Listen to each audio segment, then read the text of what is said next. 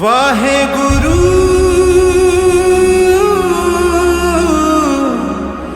ਵਾਹਿਗੁਰੂ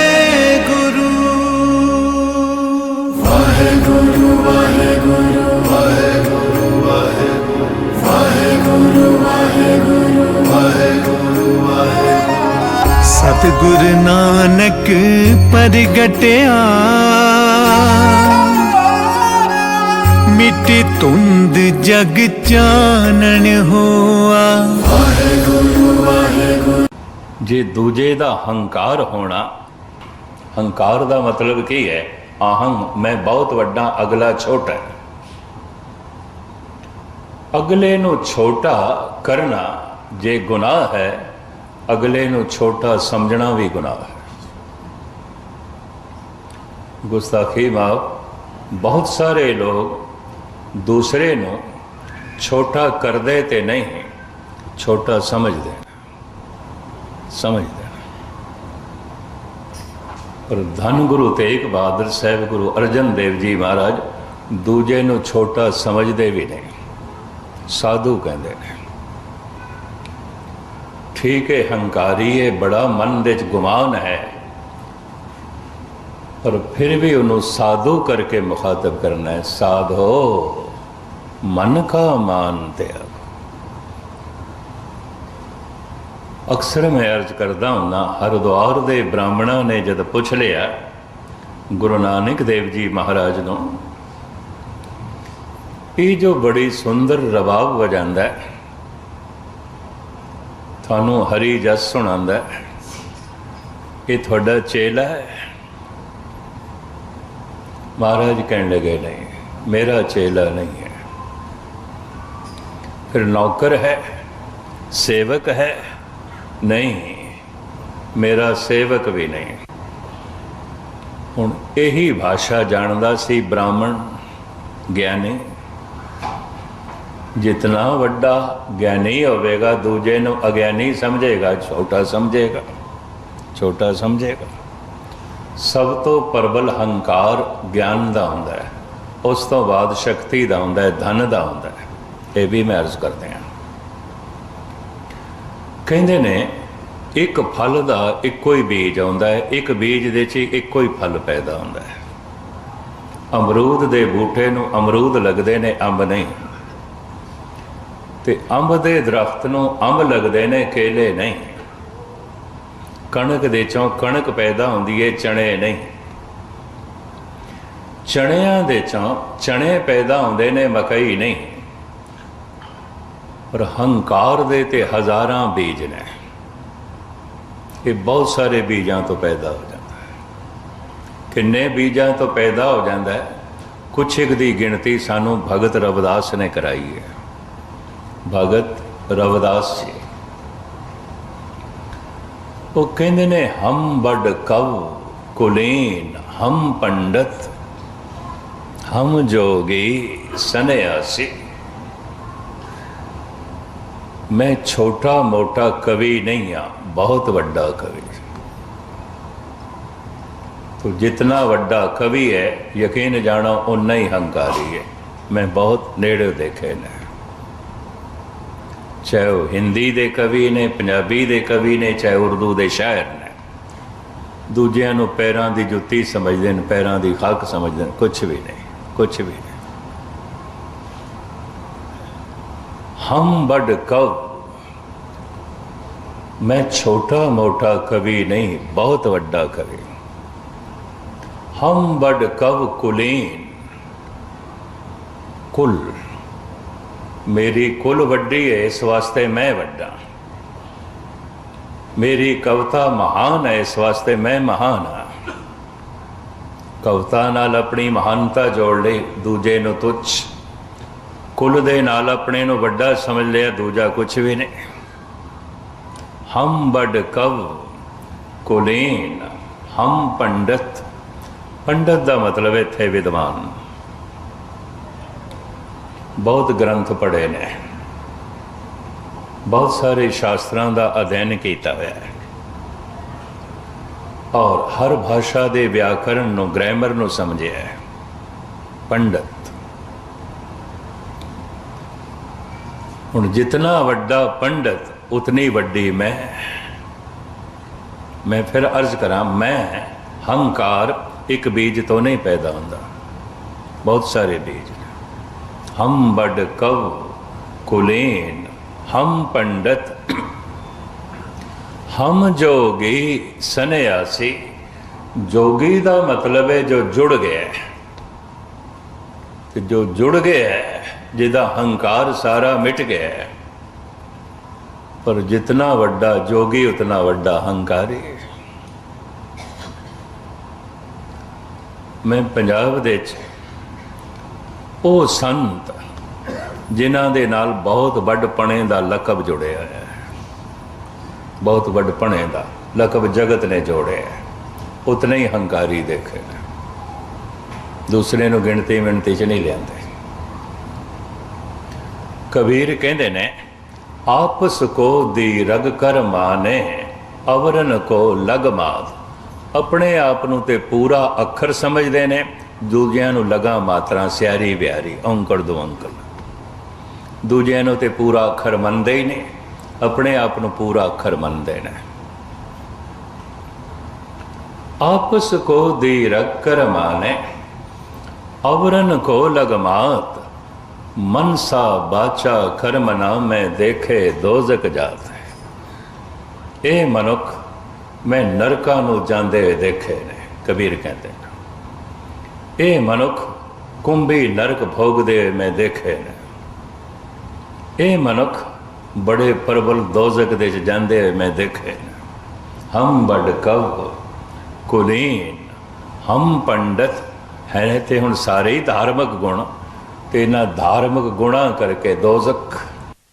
ਹਮ ਬੜ ਕਵ ਕੁਲੀਨ ਹਮ ਪੰਡਤ ਹਮ ਜੋਗੀ ਸਨਿਆਸੀ।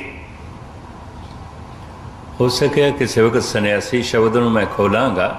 ਸਨਿਆਸ ਦੇ ਅਰਥ ਨੇ ਸੁਨ ਦੇ 'ਚ ਆਸਣ,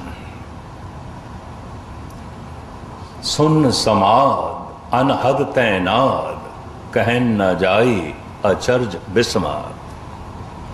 ਸੁਨ ਦੇ 'ਚ ਆਸਣ ਲੱਗ ਗਿਆ, ਸੁਨ ਦੇ 'ਚ ਬੈਠ ਗਿਆ, ਉਹਨੂੰ ਕਹਿੰਦੇ ਨੇ ਸੁਨ ਆਸਨ ਸਨਿਆਸ। ਸੁਨ ਆਸਨ, ਸੁਨ ਦੇ 'ਚ ਬੈਠ ਗਏ। ਸੁਨ ਦੇ 'ਚ ਬੈਠਣ ਵਾਸਤੇ ਪਹਿਲੇ ਆਪਣੇ ਨਾਲ ਬੈਠਣਾ ਪੈਂਦਾ, ਫਿਰ ਸੁਨ ਦੇ 'ਚ, ਫਿਰ ਆਪਣੇ ਤੋਂ ਵੀ ਦੂਰ। ਮਨੁੱਖ ਸੁਨ ਦੇ 'ਚ ਬੈਠ ਸਕੇ ਤੇ ਬੜੀ ਦੂਰ ਦੀ ਗੱਲ ਹੈ। ਮਨੁੱਖ ਆਪਣੇ ਨਾਲ ਵੀ ਨਹੀਂ ਬੈਠ ਸਕਦਾ, ਨਹੀਂ ਬੈਠ ਸਕਦਾ। ਮਨੁੱਖ ਪੁੱਤਰ ਨਾਲ ਬੈਠ ਸਕਦਾ ਹੈ, ਮਿੱਤਰ ਨਾਲ ਬੈਠ ਸਕਦਾ ਹੈ, ਪਤਨੀ ਨਾਲ ਬੈਠ ਸਕਦਾ ਹੈ, ਪਤੀ ਨਾਲ ਬੈਠ ਸਕਦਾ ਹੈ, ਨੌਕਰ ਨਾਲ ਵੀ ਬੈਠ ਸਕਦਾ ਹੈ, ਸੇਵਕ ਨਾਲ ਵੀ ਬੈਠ ਸਕਦਾ ਹੈ, ਕੁਛ ਨਹੀਂ ਅਖਬਾਰ ਨਾਲ ਬੈਠ ਸਕਦਾ ਹੈ, ਟੀਵੀ ਨਾਲ ਬੈਠ ਸਕਦਾ ਹੈ, ਕਿਸੇ ਕਿਤਾਬ ਕਿਸੇ ਮੈਗਜ਼ੀਨ ਨਾਲ ਬੈਠ ਸਕਦਾ ਹੈ। ਮਨੁੱਖ ਆਪਣੇ ਨਾਲ ਨਹੀਂ ਬੈਠ ਸਕਦਾ।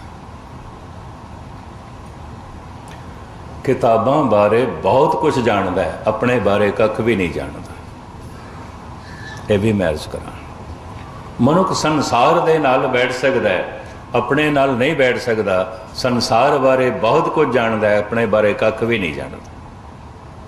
ਮਨੁੱਖ ਪਤਨੀ ਨਾਲ ਬੈਠ ਸਕਦਾ ਹੈ, ਆਪਣੇ ਨਾਲ ਨਹੀਂ ਬੈਠ ਸਕਦਾ। ਪਤਨੀ ਬਾਰੇ ਬਹੁਤ ਕੁਝ ਜਾਣਦਾ ਹੈ, ਉਹਦੀਆਂ ਕਮਜ਼ੋਰੀਆਂ ਨੂੰ, ਉਹਦੀ ਮਜਬੂਰੀਆਂ ਨੂੰ, ਉਹਦੇ ਗੁਣਾਂ ਨੂੰ, ਉਹਦੇ ਔਗਣਾਂ ਨੂੰ, ਉਹਦੇ ਸੁਭਾਅ ਨੂੰ ਬਹੁਤ ਕੁਝ ਜਾਣਦਾ ਹੈ। ਆਪਣੇ ਬਾਰੇ ਕੁਝ ਵੀ ਨਹੀਂ ਜਾਣਦਾ, ਕੁਝ ਵੀ ਨਹੀਂ ਜਾਣਦਾ। ਇੱਕ ਪਤਨੀ ਵੀ ਪਤੀ ਨਾਲ ਬੈਠ ਸਕਦੀ ਹੈ, ਆਪਣੇ ਨਾਲ ਨਹੀਂ। ਇਸ ਵਾਸਤੇ ਉਸ ਨੂੰ ਵੀ ਪਤੀ ਦੀਆਂ ਕਮਜ਼ੋਰੀਆਂ, ਮਜਬੂਰੀਆਂ, ਗੁਣਾਂ, ਔਗਣਾਂ ਦਾ ਸਭ ਕੁਝ ਪਤਾ, ਸਭ ਕੁਝ ਪਤਾ ਹੈ ਜੋ ਉਹਦੇ ਕੋਲ ਬੈਠਦੀ ਹੈ, ਉਹਦੇ ਨੇੜੇ ਹੈ। ਜਿਤਨੀ ਪਤੀ ਦੇ ਨੇੜੇ ਹੈ ਗੁਸਤਾਖੀ ਮਾਫ, ਉਤਨਾ ਹੀ ਆਪਣੇ ਆਪ ਤੋਂ ਦੂਰ ਹੈ। ਕੋਈ ਜਿਤਨਾ ਪਤਨੀ ਦੇ ਨੇੜੇ ਹੈ ਉਤਨਾ ਹੀ ਆਪਣੇ ਤੋਂ ਦੂਰ ਹੈ।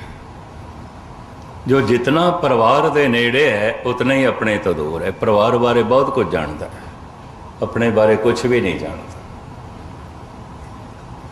ਪਦਾਰਥਾਂ ਦੇ ਮਨੁੱਖ ਜਿਤਨਾ ਨੇੜੇ ਹੈ, ਆਪਣੇ ਨੇੜੇ ਨਹੀਂ ਹੈ। ਪਦਾਰਥ ਦੇ ਰਾਜ਼ ਬਾਰੇ, ਪਦਾਰਥ ਦੇ ਗਿਆਨ ਬਾਰੇ ਬਹੁਤ ਕੁਝ ਜਾਣਦਾ ਹੈ, ਪਦਾਰਥ ਦੇ ਸੁਭਾਅ ਬਾਰੇ ਬਹੁਤ ਕੁਝ ਜਾਣਦਾ ਹੈ। ਕਹਿੰਦੇ ਨੇ ਪ੍ਰਮਾਤਮਾ ਦੇ ਸੁਭਾਅ ਨੂੰ ਸਮਝਣ ਤੋਂ ਪਹਿਲੇ ਆਪਣਾ ਸੁਭਾਅ ਸਮਝਣਾ ਪੈਂਦਾ। ਅਪਤਨ ਕਾ ਜੋ ਕਰੇ ਵਿਚਾਰ ਤਿਨ ਜਮ ਕੰਕਰ ਨਹੀਂ ਕਰੇ ਕੁਆਰ। ਜੋ ਪਹਿਲੇ ਆਪਣੇ ਵਿਚਾਰ ਕਰੇ ਮੈਂ ਕੀ ਹਾਂ। ਤੂੰ ਛੱਡ ਰੱਬ ਦੀ ਗੱਲ, ਪ੍ਰਮਾਤਮਾ ਦੀ, ਗੁਰੂ ਦੀ, ਪੈਗੰਬਰਾਂ ਦੀ ਗੱਲ ਛੱਡ, ਪਹਿਲੇ ਆਪਣੀ ਗੱਲ ਕਰ, ਆਪਣੇ ਆਪ ਨੂੰ ਸਮਝ। ਅਪਤਨ ਕਾ ਜੋ ਕਰੇ ਵਿਚਾਰ, ਜਿਹਨੂੰ ਆਪਣੀ ਸਮਝ ਨਹੀਂ ਪ੍ਰਮਾਤਮਾ ਦੀ ਕੀ ਹੱਕ ਸਮਝ ਹੋਵੇਗੀ, ਕਤਈ ਨਹੀਂ ਹੋ ਸਕਦੀ। ਔਰ ਜਿਤਨਾ ਬਾਹਰਮੁਖੀ ਮਨੁੱਖ ਹੋਵੇਗਾ, ਗੁਸਤਾਖੀ ਮਾਫ, ਉਹਨੂੰ ਗੁਰਬਾਣੀ ਕਹਿੰਦੀ ਉਤਨੀ ਮੋਟੀ ਅਕਲ ਦਾ ਹੋਵੇਗਾ। ਭਾਵੇਂ ਕਿਤਨਾ ਵਿਦਵਾਨ ਕਿਉਂ ਨਾ ਹੋਵੇ, ਉਤਨੀ ਅਕਲ ਉਸਦੀ ਮੋਟੀ ਹੋਵੇਗੀ। ਔਰ ਜਿਤਨੀ ਅਕਲ ਉਸਦੀ ਮੋਟੀ ਹੋਵੇਗੀ, ਪਰਮਾਤਮਾ ਨੂੰ ਸਮਝਣ ਦੇ 'ਚ ਉਤਨਾ ਹੀ ਅਸਮਰਥ ਹੋ ਜਾਏਗਾ। ਇਸ ਵਾਸਤੇ ਬੜੇ ਬੜੇ ਸੰਸਾਰੀ ਗਿਆਨੀ ਵਿਗਿਆਨੀ ਜੋ ਸੰਸਾਰ ਦਾ ਬਹੁਤ ਵੱਡਾ ਬੋਧ ਰੱਖਦੇ ਨੇ, ਨਿਰੰਕਾਰ ਬਾਰੇ ਕੱਖ ਵੀ ਨਹੀਂ ਜਾਣਦੇ, ਉੱਕੀ ਨਹੀਂ ਜਾਣਦੇ, ਬਹੁਤ ਬਾਹਰਮੁਖੀ ਨੇ। ਚਲੋ ਦੋ ਸ਼ਬਦ ਕਹਿਣਾ ਤੇ ਮੈਂ ਨਹੀਂ ਚਾਹੁੰਦਾ ਸੀ, ਆ ਗਏ ਨੇ ਹੁਣ, ਇੱਥੇ ਤੱਕ ਆ ਗਏ ਨੇ, ਵਾਪਸ ਕਰਨੇ ਔਖੇ ਨੇ। ਇੱਕ ਦਿਨ ਬਾਈਬਲ ਦਾ ਅਧਿਐਨ ਕਰਦਿਆਂ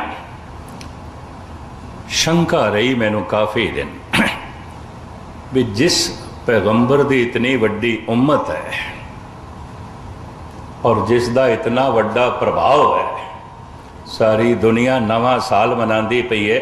ਕੋਈ ਨਵਾਂ ਸਾਲ ਨਹੀਂ ਹੈ ਹਜ਼ਰਤ ਈਸਾ ਦਾ ਜਨਮ ਦਿਨ, ਉਹਦੇ ਜਨਮ ਨਾਲ ਸੰਬੰਧਿਤ ਹੈ।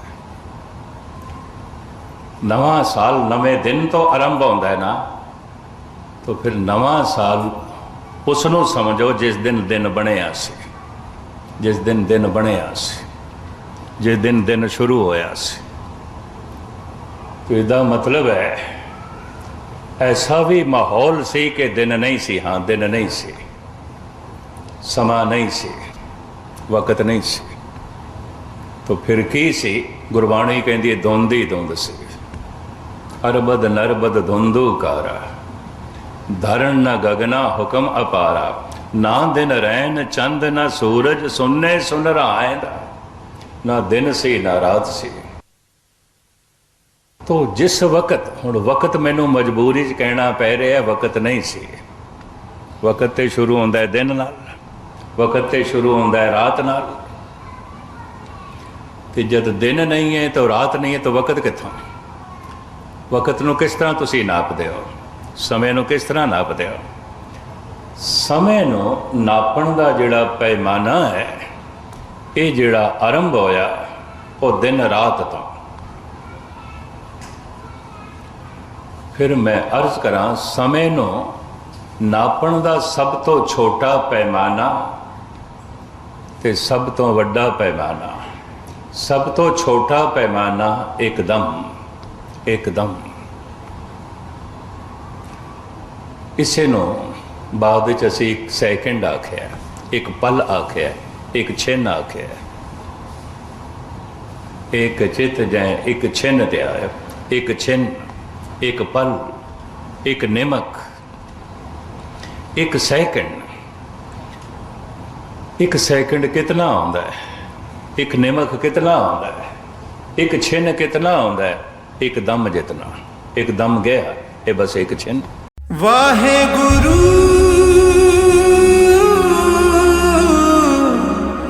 वाहे गुरु वाहे गुरु वाहे गुरु वाहे गुरु वाहे गुरु वाहे गुरु वाहे गुरु वाहे गुरु वाहे गुरु। सतगुरु नानक परगटिया,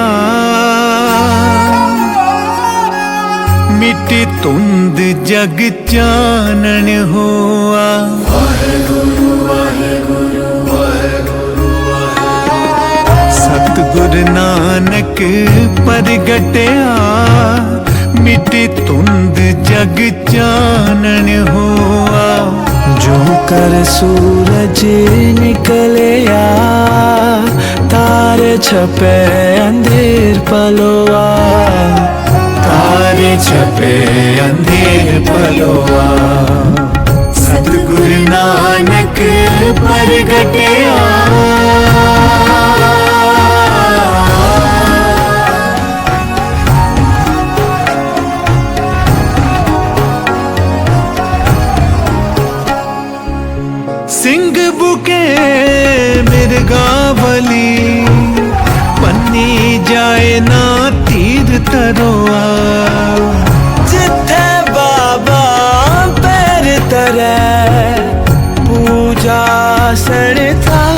असण सोआ, मिटी धुंध जग चानण होआ। सतगुरु नानक प्रगटया,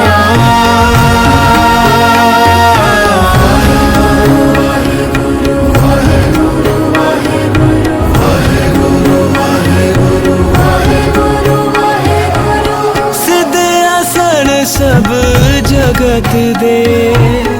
नानक याद मते जे को, कर कर अंदर धर्मसाल, होवे कीर्तन सदा विसोआ। मिटी धुंध जग चानण होआ, सतगुरु नानक प्रगटया।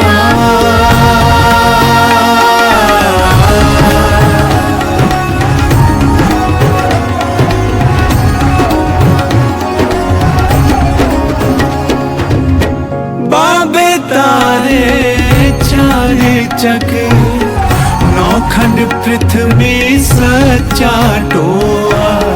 गुरमुख कल विच प्रगट होआ, गुरमुख कल विच प्रगट होआ।